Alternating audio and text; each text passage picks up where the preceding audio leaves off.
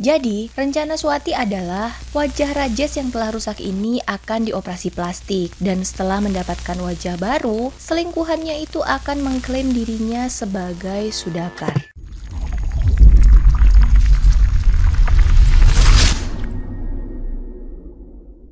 Swati Reddy adalah seorang perawat berusia 27 tahun di sebuah rumah sakit swasta yang terletak di kota Nagarkurnool, negara bagian Telangana, India. Dia sudah menikah dengan seorang pria bernama Sudakar yang berusia 32 tahun. Dari pernikahannya itu, mereka telah memiliki satu orang anak laki-laki dan satu orang anak perempuan. Kehidupan keluarga Sudakar dan Swati cukup mapan ya. Karena Sudakar sendiri adalah seorang wira swasta yang mempunyai penghasilan cukup. Apalagi, Swati juga ikut bekerja sebagai perawat. Sudakar merupakan seorang suami yang bertanggung jawab dengan keluarganya. Dia juga sangat menyayangi Swati, sang istri, dan kedua anaknya. Pokoknya di mata orang-orang yang mengenal pasangan itu, kehidupan rumah tangga mereka tergolong rukun dan bahagia. Sekitar tahun 2015, saat usia pernikahan Swati dan Sudakar menginjak 5 tahun, Swati berkenalan dengan seorang pria bujangan bernama Rajes Ajakolu yang berusia 24 tahun di sebuah klinik fisioterapi. Rajes ini adalah salah satu terapis yang bekerja di klinik fisioterapi yang kebetulan adalah klinik langganan Swati. Awalnya, pertemuan dan perkenalan antara Swati dan Rajes hanya sebatas customer dan terapis saja. Tapi karena seringnya bertemu dan ngobrol, mereka pun akhirnya menemukan kecocokan dan jatuh cinta. Hubungan mereka meningkat menjadi sepasang kekasih dan hal itu berjalan mulus hampir selama 2 tahun. Selain bertemu di klinik fisioterapi, mereka juga selalu berkomunikasi secara intens melalui handphone. Terkadang, Swati malah mengundang Rajes ke dalam rumahnya saat Sudakar suaminya sedang sibuk bekerja di luar rumah. Tak hanya itu, Swati dan Rajes bahkan berani menghabiskan waktu berdua di tempat umum. Sampai suatu hari, salah satu saudara Sudakar pernah melihat kebersamaan Swati dan Rajes di tempat umum, dan hal itu langsung dilaporkan kepada Sudakar. Saat Sudakar mengkonfirmasi hal tersebut ke Swati, dengan santai Swati bilang jika Rajes adalah salah satu teman sekolahnya yang kebetulan bertemu secara tidak sengaja. Sudakar pun mempercayai semua alasan yang diberikan Swati. Tapi sejak saat itu, Swati sadar jika dia tidak bisa terus-menerus menyembunyikan hubungan asmaranya dengan Rajes. Swati yakin lambat laun hubungannya ini akan terendus oleh suaminya. Walaupun kali ini dia bisa menyangkal, tapi Swati ragu dia bisa menyangkal lagi lain waktu. Rajes sang selingkuhan sebenarnya pernah mengajak Swati untuk kawin lari saja daripada terus-menerus bersembunyi. Tapi Swati menolak mentah-mentah ajakan kekasihnya itu. Swati takut akan mencoreng nama baik keluarganya jika dia sampai bercerai. Selain itu, Swati juga khawatir jika dia bercerai dari Sudakar dan memilih bersama Rajes, besar kemungkinan dirinya akan kehilangan hak asuh kedua anaknya. Walaupun begitu, Swati yang merasa sudah sangat mencintai Rajes, dia tidak ingin berpisah dari pria itu dan merasa jika Rajes adalah sosok yang sangat tepat sebagai pendamping hidupnya alih-alih suaminya. Swati kemudian mulai berpikir keras bagaimana caranya agar dia tetap bisa bersama Rajes tanpa sembunyi-sembunyi lagi, tapi tetap berhubungan baik dengan keluarganya serta tetap bisa hidup bersama dengan kedua anaknya. Sampai akhirnya Swati menonton film Yevadu. Di dalam film itu ada adegan di mana tokoh utamanya melakukan operasi plastik sehingga orang-orang di sekitarnya tidak mengenali dirinya, lalu dengan lancar melakukan aksi balas dendam terhadap orang-orang yang telah menyakitinya. Dan setelah melihat film itu, Swati mulai merencanakan untuk menyingkirkan Sudakar suaminya, lalu merubah wajah Rajes agar mirip dengan suaminya.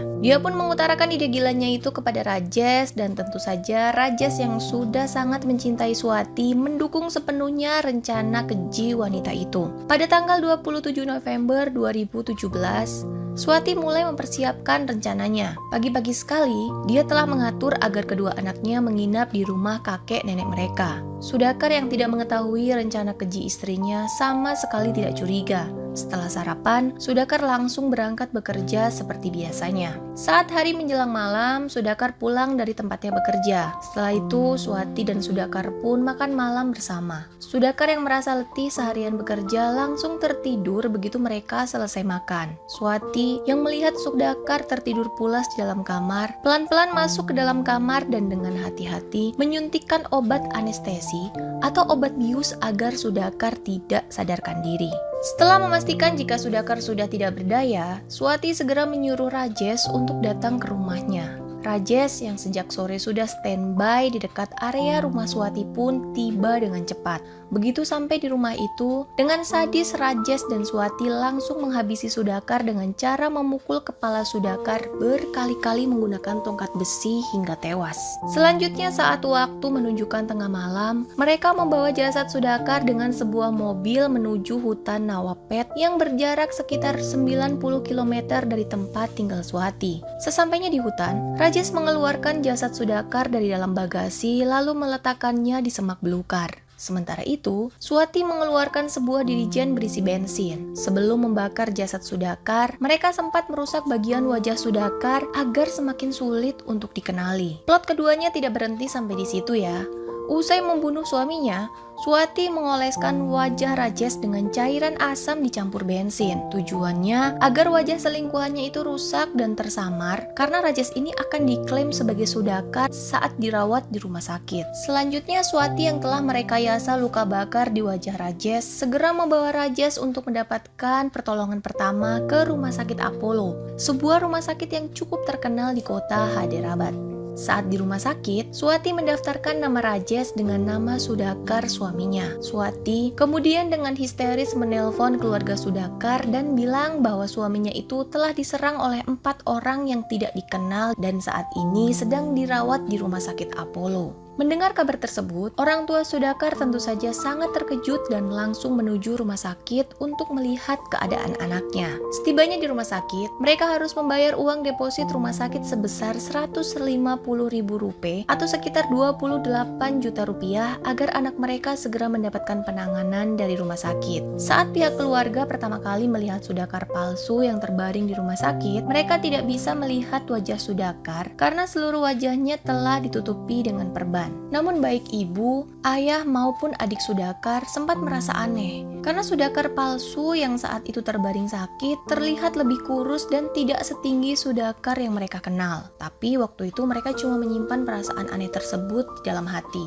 Saat keadaan Sudakar palsu mulai membaik dan bisa menerima tamu yang ingin menjenguknya, pihak keluarga besar terutama dari pihak keluarga Sudakar mulai merasakan hal-hal aneh. Apa saja sih yang mencurigakan? Yang pertama adalah Sudakar palsu beralasan jika sakit di wajahnya membuatnya belum bisa berbicara. Jadi, dia selalu menggunakan tulisan saat berkomunikasi dengan orang-orang yang menjenguknya. Yang kedua, Sudakar palsu juga selalu menerima tamu dalam keadaan lampu ruangan yang dimatikan dan lagi-lagi dia beralasan jika matanya belum kuat menerima cahaya yang terlalu terang. Dan yang ketiga, tak hanya dalam suasana gelap, Sudakar palsu ini hampir selalu dipastikan dalam keadaan tertidur saat ada banyak orang yang menjenguknya. Saat Sudakar ini sudah dirawat sekitar 10 hari dan Sudakar sudah tidak perlu diinfus lagi, sang ibu membawakan sup kambing ke rumah sakit. Tapi tiba-tiba Sudakar ini menolak memakannya dan bilang jika dia adalah seorang vegetarian. Ini terhitung sangat aneh bagi keluarga Sudakar ya. Karena sop kambing khususnya sop bikinan sang ibu adalah salah satu makanan kesukaan Sudakar sebelumnya. Jelas dia tidak mungkin menolak makanan itu. Selain itu, mereka juga heran, sejak kapan Sudakar berubah menjadi seorang vegetarian? Puncak kecurigaan keluarga adalah saat Sudakar palsu ini bahkan tidak mengenali beberapa anggota keluarga yang menjenguknya. Karena terus-menerus menemukan kejanggalan demi kejanggalan dari Sudakar palsu, pihak keluarga Sudakar terutama sang adik merasa jika yang saat itu terbaring sakit bukanlah kakaknya, tetapi orang lain.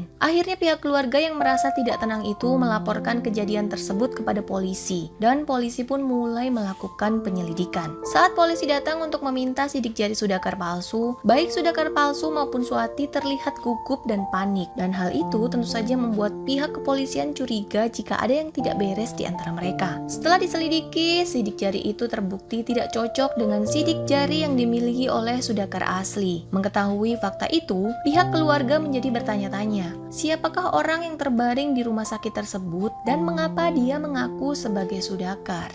Setelah diinterogasi selama berjam-jam oleh pihak kepolisian, akhirnya Sudakar palsu mengaku bahwa dirinya itu sebenarnya bernama Rajesh Ajakolu dan dia ini berprofesi sebagai seorang terapis fisioterapi. Rajesh akhirnya menceritakan semua hal yang terjadi, mulai dari hubungan cintanya dengan Swati, termasuk tindakan keji mereka yang telah menghabisi nyawa Sudakar asli. Pada polisi, Rajesh mengakui bahwa luka bakar yang dideritanya adalah hasil rekayasa Swati agar dia bisa mendapatkan transplantasi wajah. Jadi rencananya, setelah mendapatkan muka baru hasil operasi, Rajesh akan secara resmi berganti identitas menjadi Sudakar dan hidup bersama dengan Swati. Nantinya bahkan mereka telah merencanakan untuk pindah keluar kota agar menghindar dari sanak keluarga. Setelah mendengar keterangan tersebut, tepatnya pada tanggal 10 Desember tahun 2017, Swati langsung ditahan oleh pihak kepolisian. Dan walaupun Rajesh sudah menceritakan semuanya, Swati masih berusaha menyangkal tuduhan-tuduhan yang ditujukan kepadanya. Tapi akhirnya setelah dikonfrontasi dengan pertanyaan-pertanyaan selama berjam-jam, akhirnya Swati mengakui bahwa dialah dalang dari kejadian itu dan telah bersama-sama melakukan pembunuhan keji terhadap suaminya. Di hari yang sama, berdasarkan petunjuk dari Swati, polisi berhasil menemukan sisa dari jasad Sudakar di hutan Navapet dalam keadaan yang sudah tidak dapat dikenali sama sekali.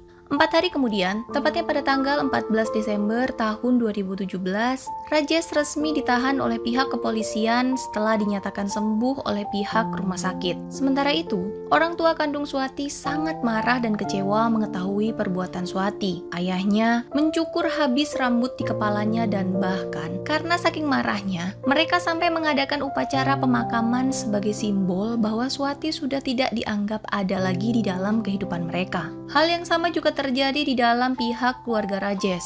Saking malunya, mereka bahkan tak ada satupun yang menjenguk Rajesh di dalam penjara. Pada tahun 2018, sebuah keputusan yang cukup kontroversial dilakukan oleh pihak pengadilan India, di mana Swati yang pada saat itu sudah sekitar 8 bulan berada di dalam penjara, bisa keluar setelah membayar uang jaminan pembebasan. Tapi karena tidak mempunyai tempat pulang lagi, pihak pengadilan akhirnya menempatkan Swati di rumah penampungan milik negara. Tapi ternyata, keputusan pengadilan tersebut terbukti keliru, karena sampai video ini dibuat, Swati dikabarkan menghilang dan tidak diketahui di mana dia sekarang. Sementara, Rajesh masih berada di dalam penjara. Sidang pengadilan kasus ini sepertinya tertunda sampai dengan ditemukannya Swati. Dan bila nanti mereka berdua terbukti bersalah, Rajesh dan Swati terancam hukuman yang tidak ringan atau bahkan hukuman mati. Kedua anak Swati dan Sudakar sampai saat ini dirawat dengan baik oleh keluarga besar Sudakar. Mereka yang belum mengerti kejadian yang sebenarnya hanya bisa bertanya dan bingung mengapa ayah dan ibunya tiba-tiba menghilang begitu saja meninggalkan mereka.